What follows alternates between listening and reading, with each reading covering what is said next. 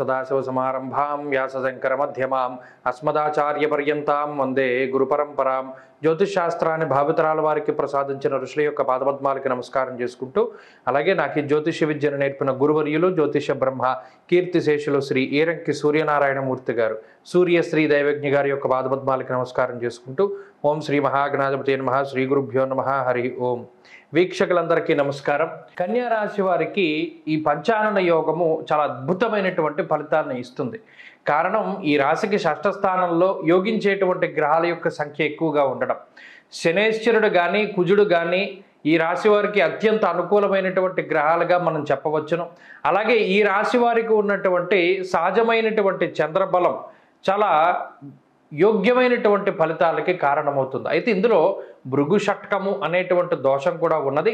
సప్తమంలో ఉండేటువంటి రవిరాహువుల యొక్క స్థితి కూడా కొంత ఇబ్బంది పెడుతుంది. అయినప్పటికీ ఈ శనికుజులు ఇచ్చేటువంటి పాజిటివ్ ఫలితాల ముందు మిగతావేవి కూడా కనబడవు.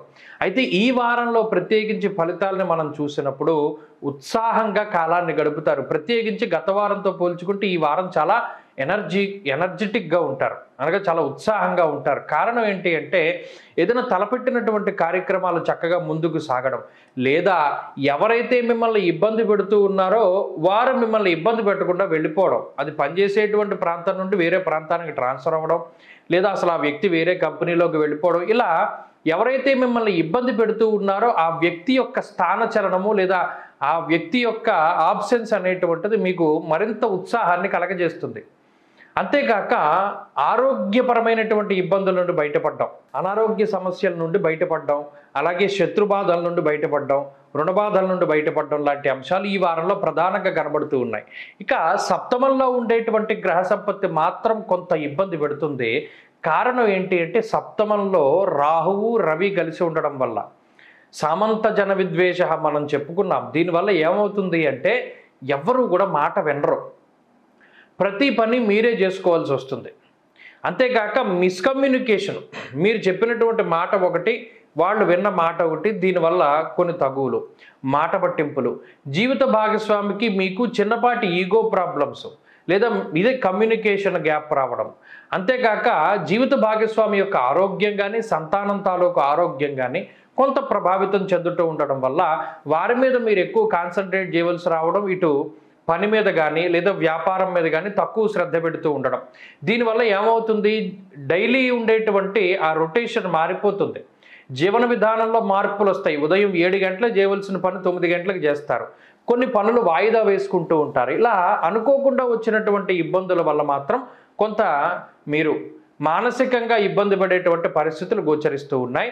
ఈ భూపరమైనటువంటి లావాదేవీలు, వ్యాపారపరమైనటువంటి ఇబ్బందులు, ఇవన్నీ కూడా చక్కగా ఒక కొలిక్కి వచ్చి మీకు అనుకూలించేటువంటి పరిస్థితులుగా కనబడుతూ ఉన్నాయి. ఉద్యోగ పరిస్థితులు మిశ్రమంగా ఉన్నాయి, వ్యాపారం అయితే లాభసాటిగా ఉంటుంది. ప్రత్యేకించి కుటుంబ పరిస్థితులు కూడా కొంత ప్రభావాన్ని చూపెడుతూ ఉంటాయి. కుటుంబ సభ్యుల్లో ఒకరు మీ ఇంట్లో విలువైనటువంటి వస్తువులను పాడు చేయడమో, లేదా ఇంట్లో ఉండేటువంటి విలువైన వస్తువులు పాడైపోవడం ద్వారా దాన్ని తొందరగా మీరు బాగు చేయించవలసి రావడం, ఆ ప్రెషర్ పెరిగిపోతూ ఉంటుంది. అలాగే విద్యార్థులకి మిశ్రమంగా ఉన్నది సమయం. స్త్రీలకు ప్రత్యేకించి ఈ గ్రహ సంపత్తి ఇలా కుటుంబ సభ్యులతోటి చిన్నపాటి మాట పట్టింపులకి అవకాశాన్ని కల్పిస్తుంది. కన్యారాశి వారు ఈ వారం మరింత అనుకూలమైనటువంటి ఫలితాలని సాధించడానికై గణపతి యొక్క ఆరాధన ఎక్కువగా చేస్తూ ఉండాలి. ప్రత్యేకించి గణపతి ఆరాధన వల్ల ఈ గ్రహ సంపత్తి వల్ల వచ్చేటువంటి దోషాలు తొలగుతాయి. ఈ వారంలో కలిసి వచ్చేటువంటి రోజు శుక్రవారంగా చెప్పవచ్చును. అదృష్ట సంఖ్య 1, అదృష్ట వర్ణము ఆకుపచ్చ. తదుపరి తులారాశి.